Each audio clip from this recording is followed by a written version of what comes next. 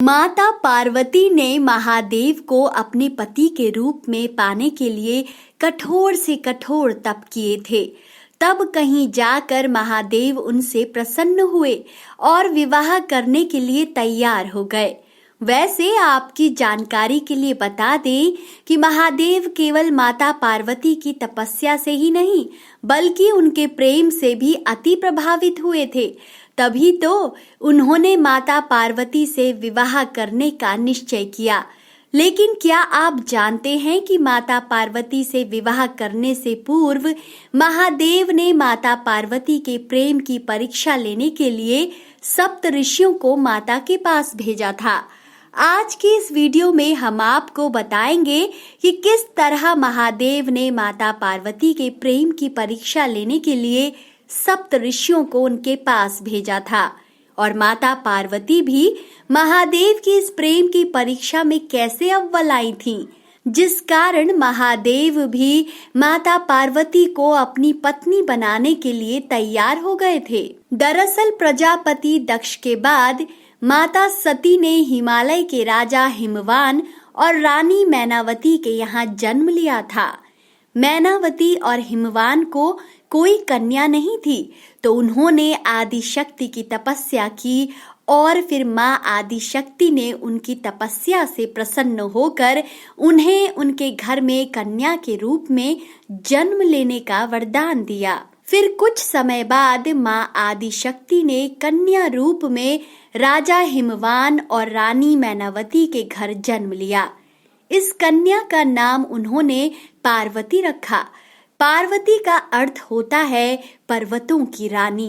कहते हैं कि जब सती के आत्मदाह के बाद संसार शक्तिहीन हो गया था और तारक नामक दैत्य ने सारे देवताओं को परास्त कर त्रिलोक पर एकाधिकार जमा लिया था, ऐसी स्थिति से सभी देवी देवता माँ आदिशक्ति देवी की शरण में गए। माँ ने देवताओं से कहा, हिमवान के घर में मेरी शक्ति गौरी के रूप में जन्म लेने वाली है, जिससे महादेव विवाह करेंगे और उनका एक पुत्र होगा जो तारक का वध करेगा। देव ऋषि के कहने पर माँ पार्वती महादेव को पति के रूप में प्राप्त करने के लिए वन में तपस्या करने चली गईं।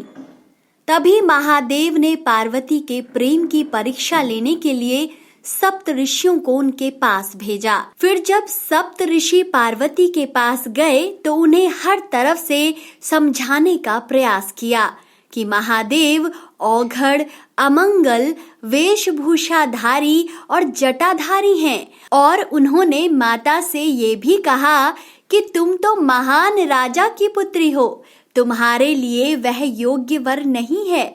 उनके साथ विवाह करके तुम्हें कभी सुख की प्राप्ति नहीं होगी। तुम उनका ध्यान छोड़ दो और किसी राजकुमार से विवाह कर लो। कई बार कोशिश करने के बाद भी माता पार्वती अपने विचारों में दृढ़ रही। उनकी दृढ़ता को देखकर सप्तऋषि अति प्रसन्न हुए और उन्होंने माँ पार्वती को सफल मनोरथ होने का आशीर्वाद भी दिया। इसके बाद वे सभी महादेव के पास वापस आ गए। सप्त ऋषियों से पार्वती के अपने प्रति दृढ़ प्रेम के बारे में सुनकर महादेव अत्यंत प्रसन्न हुए और माता से शीघ्र विवाह करने के लिए मान गए। तो दोस्तों, कैसी लगी आपको हमारी ये वीडियो? अपनी राय कमेंट सेक्शन में जरूर बताएं।